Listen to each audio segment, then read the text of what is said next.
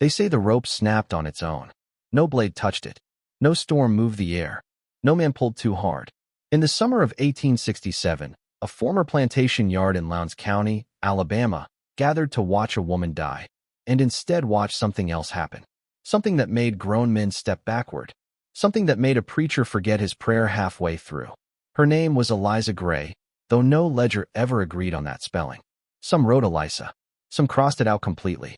She stood barefoot beneath the gallows, wrists bound, eyes open, not pleading, not screaming. Witnesses would later say her lips moved, but no sound came out. When the trapdoor fell, the rope snapped clean in two. Silence followed. Then panic. Someone shouted it was a sign. Someone else shouted it was the devil. A third voice, low and trembling, said something worse. She's already been judged. Eliza was dragged away before the crowd could decide what they'd seen. And by nightfall, the courthouse record of the hanging attempt vanished. But this was not the first time they tried to end her. And it would not be the last time she refused to disappear. Eliza Gray had no known birthplace. She appeared in records the way stains appear on old paper, suddenly, without explanation, and impossible to fully erase. She was listed first in 1839, not as a person, but as acquired property, female, age unknown. No purchase price, no origin, just a note in the margin. Do not house with others. By the 1840s, she had passed through 3 plantations, yet none kept her long. Overseers wrote complaints not of rebellion, not of laziness, but of refusal. She unsettles the quarters. Men won't supervise her alone. Livestock avoids her. One overseer resigned after 6 weeks. Another demanded reassignment after claiming he heard Eliza speaking to someone inside an empty corn crib, answering questions no one had asked. She was never beaten publicly, never branded, never sold at auction. Instead, she was moved. Quietly. Repeatedly. Like a secret that could not stay buried in one place too long. By 1852, even slave catchers refused contracts involving her transport. One wrote, "She walks like she already knows where she'll end up. I don't like things that know." When emancipation came, Eliza did not celebrate. Freedmen gathered. Churches rang bells. Names were spoken out loud for the first time. But Eliza walked away from the fields and straight towards St. Mark's Episcopal Church, a whitewashed building that had stood since 1811. She arrived during Sunday service. Witnesses said she did not enter. She stood in the doorway. The sermon stopped. The preacher later claimed he felt a pressure in his chest, as if words were being pulled back down his throat. Parishioners described the air going cold, though it was June. Eliza spoke only one sentence. "You promised you'd keep it buried." No one answered. The church doors were closed, bolted from the inside. Records show that within a week, St. Mark's canceled all evening services. Within a year, it shut down entirely. What happened inside that church had roots older than Eliza, older than slavery itself. Something baptized in silence. Something passed from minister to minister like a curse disguised as doctrine. Eliza did not accuse. She reminded. And reminders, in places built on forgetting, are dangerous things. The accusation came quietly. Not rebellion, not theft, but disturbance of public order. Eliza was blamed for a fire that no one saw start. A sickness that spread without cause. A child who woke screaming and would not explain why. She was arrested without resistance. The first hanging was scheduled without announcement, without newspaper notice, without record. Just a rope, a platform, and men who believed if they finished this quickly, the past would stay quiet. Eliza said nothing as they tied her hands.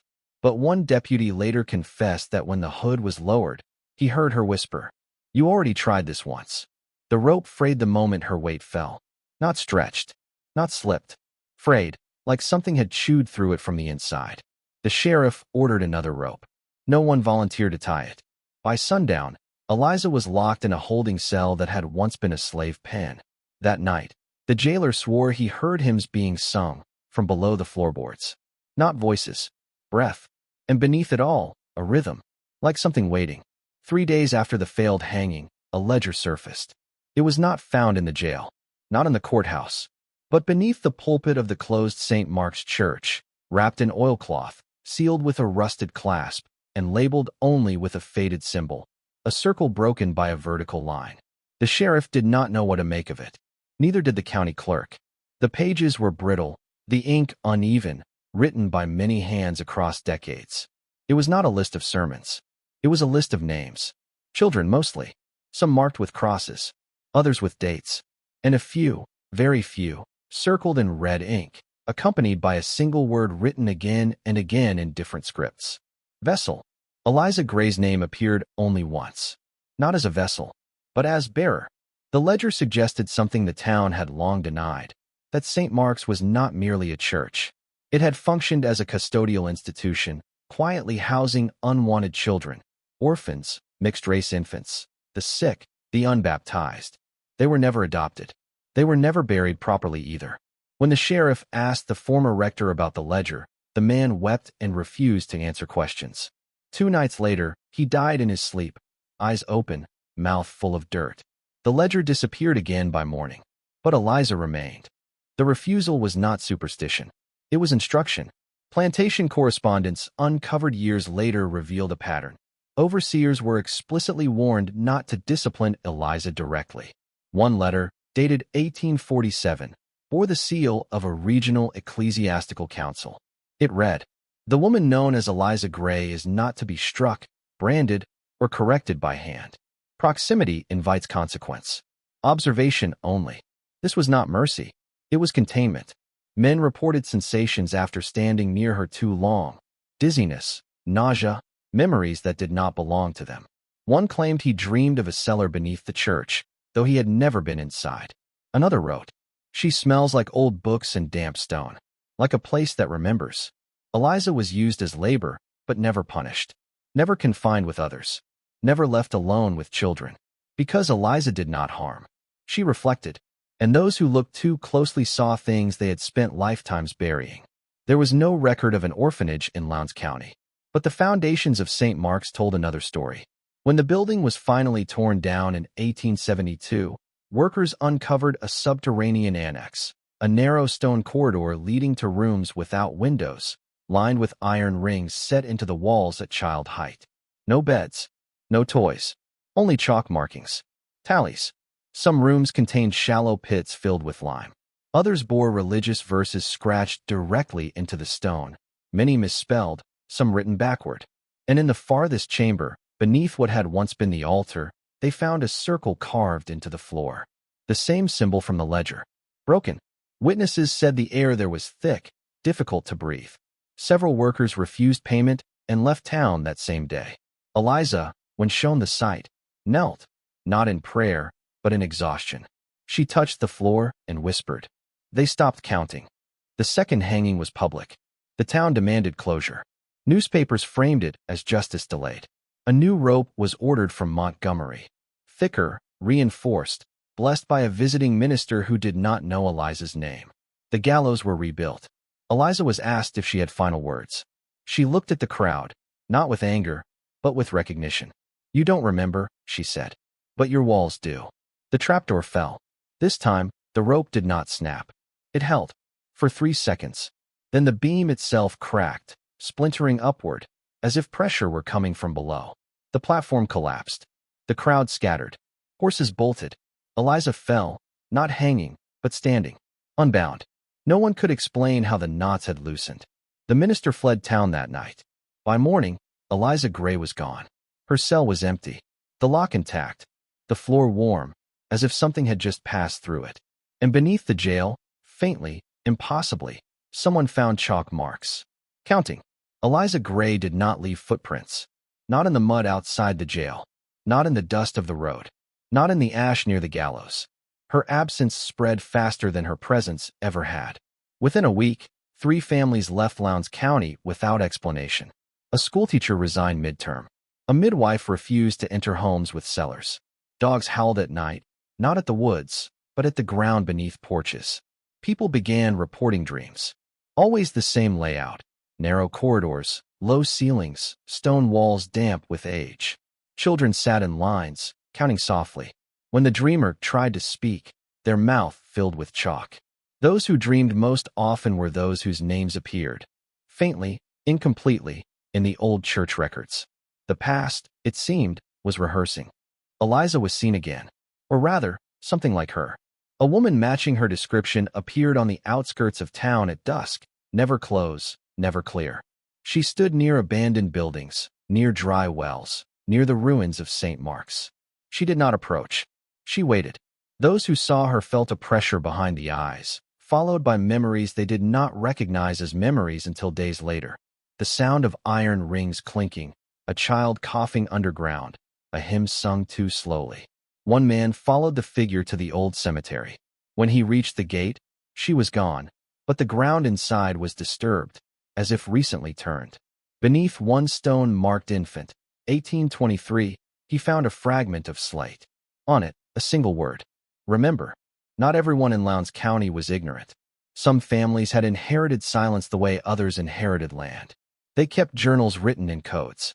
They locked certain rooms and never explained why. They refused to let children play near church ruins. These families began to understand what Eliza had been. Not a curse, a custodian. She had been born in the underground rooms, one of the few children who survived long enough to walk. The rituals were meant to transfer guilt, to store it somewhere living, breathing, contained. Eliza was raised to hold what others could not bear to remember. When slavery ended, the system that contained her broke, and what had been buried began to surface. Records started changing. Birth dates no longer matched gravestones. Family trees lost branches. Names vanished from census rolls without explanation. It was not chaos, it was subtraction. People who denied the past most aggressively were affected first. A judge forgot his own rulings. A deacon could not recall scripture. A woman who had once overseen the orphan records woke up unable to recognize her children. They were not punished. They were emptied. Eliza's final appearance came at the edge of the county line. A traveler reported seeing her standing beside a fallen mile marker, watching the town behind her. When asked where she was going, she replied, "I'm done carrying it alone." She stepped into the trees. The forest swallowed her without sound. But the counting did not stop. The covenant was never written as law. It existed as agreement, passed from one generation to the next through gestures, omissions, and shared understanding. It began long before Eliza, before the church had a name, before the land had been measured. The founding families believed suffering could be contained, that guilt, if properly stored, could be kept from rotting the soul of the town. They used theology as scaffolding, ritual as discipline, and children as vessels, not out of malice, but fear. Fear of what memory would do if left unbound. Eliza was not chosen. She was born into it. A child who survived where others failed. A body that endured. A mind that remembered without breaking. The covenant placed the weight on her and told themselves it was mercy.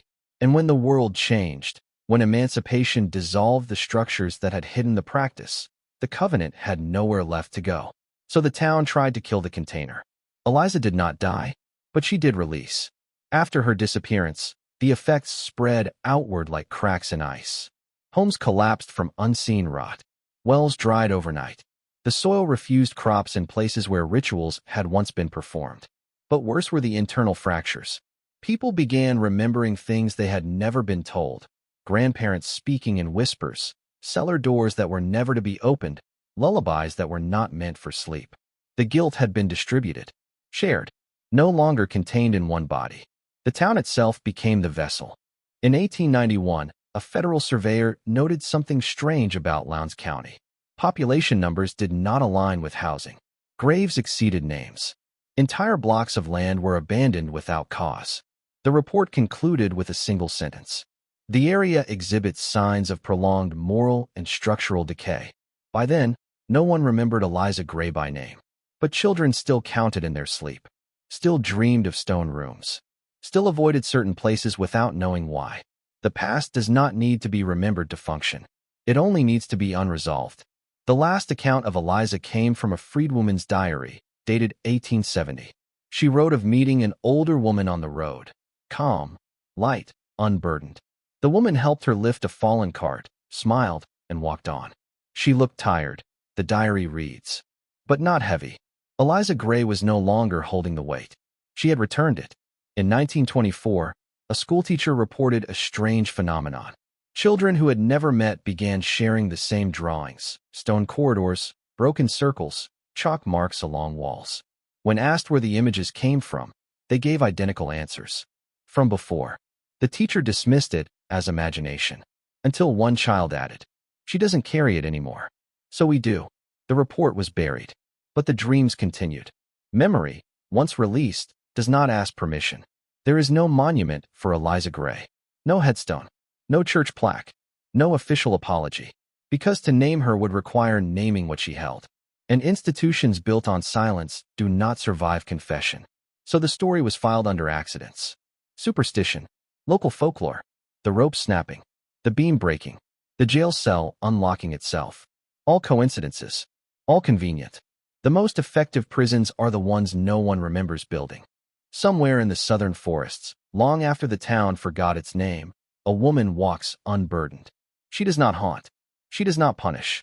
She simply leaves behind places where the ground feels warm, and people wake with the sense that something long avoided has finally noticed them. Eliza Gray was not spared by fate. She was used, and when she could no longer carry the weight of a stolen history, she returned it to those who created it. This is not a story about hanging.